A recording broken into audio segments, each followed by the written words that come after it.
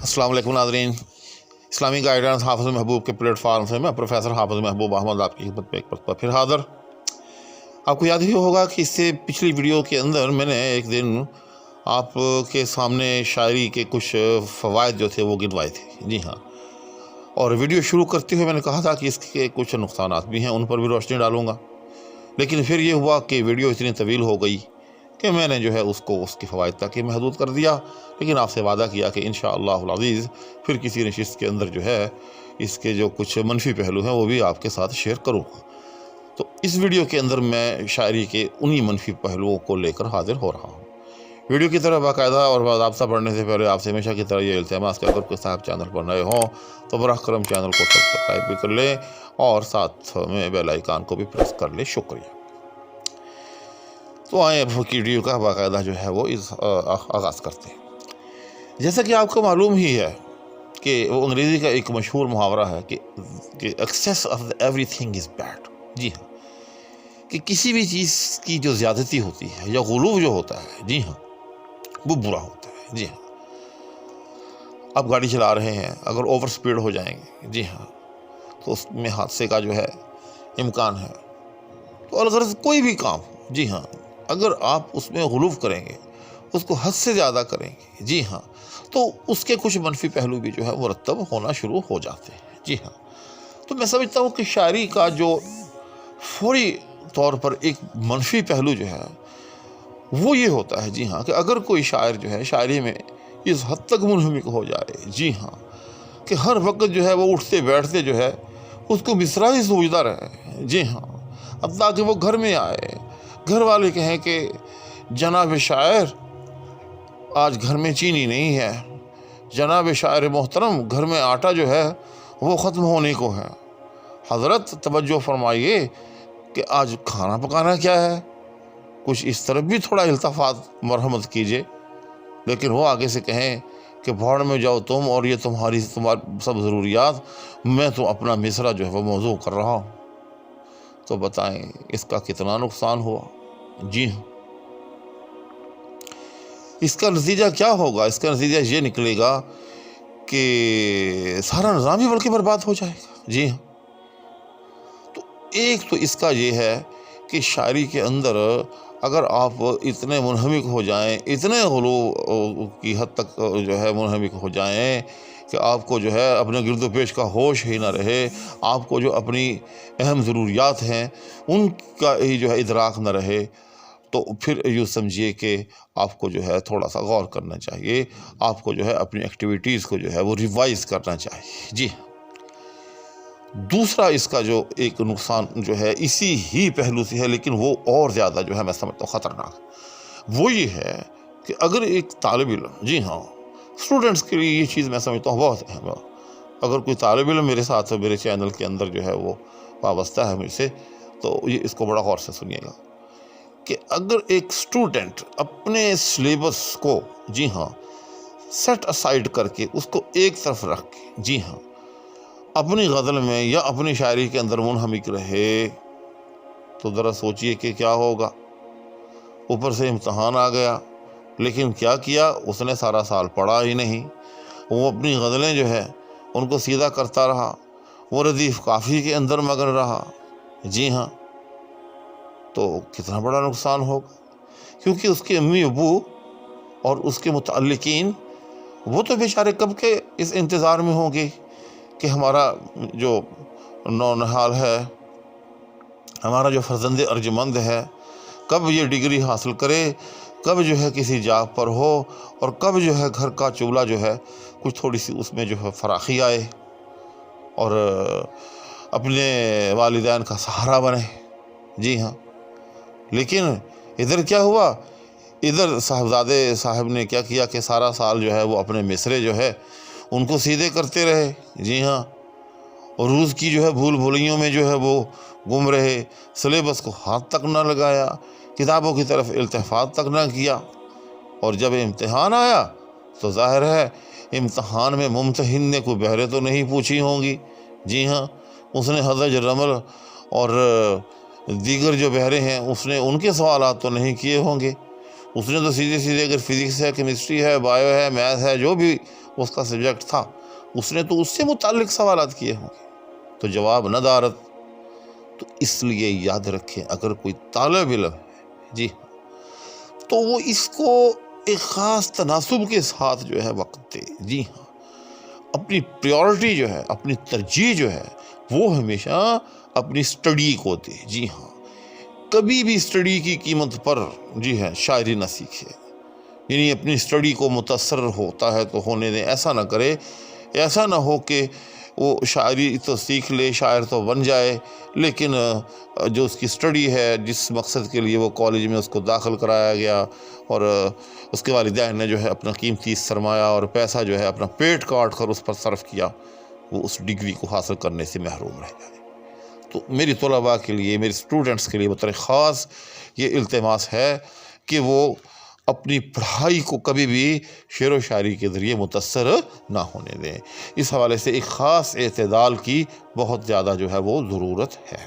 ٹھیک ہو گیا؟ تو یہ دو میں سمجھتا ہوں کہ شعر و شاعری کے حوالے سے بڑی اہم قسم کی چیزیں ہیں یا نقصانات ان سے جو ہے وہ ہو سکتے ہیں، تو اس کا خاص خیال رکھنا چاہیے۔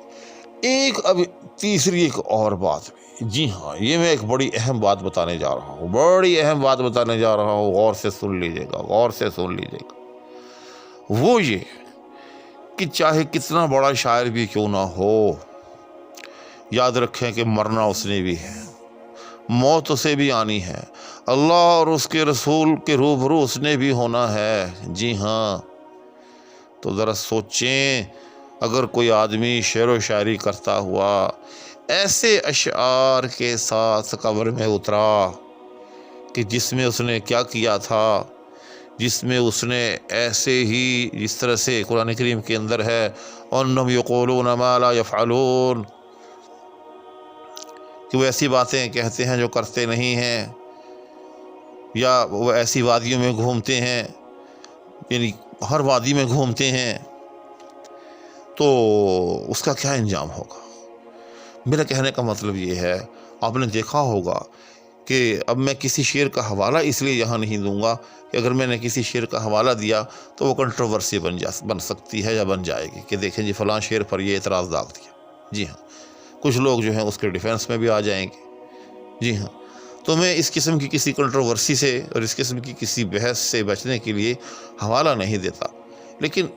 اتنا آپ کو ضرور بتاؤں گا کہ وہ اشعار کہ جو ہمارے دین کی بنیادوں کے خلاف ہوں، جی ہاں، جن اشعار میں ہم توحید کا مذاق اڑائیں، اللہ تعالیٰ کی قدرتوں کا مذاق اڑائیں، جی ہاں،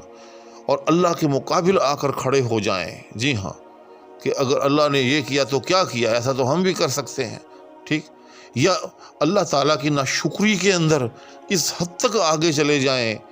کہ جو ہے وہ عقائد کے ساتھ ٹکرانے لگے، جی ہاں، تقدیر کا عقیدہ بطور خاص اس کا جو ہے ہم آگے سے آگے مذاق جو ہے اڑاتے چلے جائیں، جی ہاں۔ تو یہ ایک لمبی بحث ہے، آپ سمجھ رہے ہوں گے میں کیا کہنا چاہ رہا ہوں، یعنی جو عقائد ہیں، جی ہاں، اگر آپ اپنے شعر کے اندر ان کو ہی جو ہے وہ نشانہ بنانا شروع کر دے، جی ہاں، کعبہ ہے، مسجد ہے، جی ہاں، اگر آپ ایمان ہے، اسلام ہے، مسلمان ہے، یہ جتنی بھی ٹرمز ہیں، جی ہاں، اگر آپ ان کو کسی بھی حوالے سے شاعری کے اندر جو ہے وہ ہٹ کریں، ان کا مذاق اڑائیں، ان سے ایسے مضامین کشید کریں، جی ہاں، کہ جو مذاق پر مبنی ہوں، جنت سے متعلق، جی ہاں، بطور خاص حوروں سے متعلق ایسے لطیفے، جی ہاں، ہماری شاعری کا حصہ ہے کہ اعوذ باللہ، جی ہاں، تو اگر آپ شعر و شاعری کے نتیجے میں اس قسم کی شاعری تک پہنچ گئے، آپ کے دیوان کے اندر اس قسم کے اشعار شامل ہو گئے، تو مجھے بتائیں کہ آپ کو پھر اس فن سے کیا ملا؟ جی ہاں، تو کبھی بھی یاد رکھیے گا شعر کے اندر ایسی بات مت کہیں، ایسا شعر مت کہیں جو کسی بھی مسلمہ عقیدے کے ساتھ جو ہے وہ ٹکرائے، جس سے اللہ جل شانہ کی ذات اور جو شعائر اسلام ہے، شاعر کہتے ہیں دین کی بڑی بڑی چیزیں، جس طرح سے مسجد ہے، کعبہ ہے، بیت اللہ، خانہ کعبہ، جنت، دوزخ، یہ سب چیزیں یہ شعائر اسلام کہلاتی ہیں۔ تو کسی بھی شعائر اسلام میں سے کسی شعیرہ کی جو ہے وہ توہین کا پہلو نکلتا ہو تو مت ایسا شعر کہیں، بلکہ یاد رکھیے گا سورہ شعراء کے اندر اللہ جل شانہ نے، میں اب اس آیت کو لے کر جو ہے مکمل تشریح نہیں کرتا کیونکہ پھر وہ بڑی سنجیدہ گفتگو ہو جائے گی، جی ہاں، لیکن صرف اتنا ضرور کہوں گا کہ اللہ جل شانہ نے شعراء کے حوالے سے آخر میں کہا کہ اِلَّا الَّذِينَ آمَنُوا وَعَمِلُوا الصَّالِحَاتِ وَذَكَرُوا اللَّهَ كَثِيرًا، جی ہاں، اللہ نے شعراء کے حوالے سے تعریف بھی فرمائی ہے۔ پہلے شعراء اور ان کے پیچھے چلنے والوں کی ایک طرح سے مذمت کی ہے کہ شعراء جو ہوتے ہیں وہ ایسی گفتگو کرتے ہیں، ایسے اشعار کہتے ہیں کہ جن کی کوئی حقیقت جو ہے وہ نہیں ہوتی، لیکن پھر جو ہے آگے چل کر اللہ نے ان کو مستثنیٰ قرار دیا ہے اس مذمت سے، فرمایا کہ وَذَكَرُوا اللَّهَ كَثِيرًا، جو اللہ کا کثرت سے ذکر کرتے ہیں، جی ہاں۔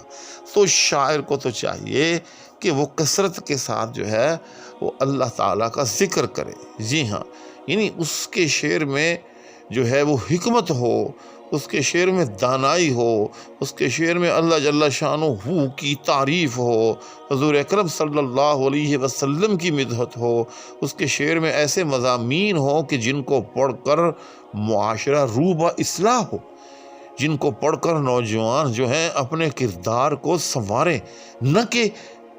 اس کے اشعار کے نتیجے میں معاشرے میں کوئی بے راہ روی پھیل دے، جی ہاں، یہ میں ایک بڑی اہم بات جو ہے آپ کے ساتھ شیئر کرنا چاہتا تھا۔ تو امید ہے کہ آج کی میری اس ویڈیو سے بھی کسی نہ کسی درجے میں میرے ساتھ جڑے احباب کا جو ہے وہ فائدہ ہوا ہوگا۔ تو اب میں اسی کے ساتھ اور اس دعا کے ہمراہ کہ اللہ تعالیٰ ہم سب کو حامی و ناصر ہو، اجازت چاہوں گا۔ اللہ حافظ۔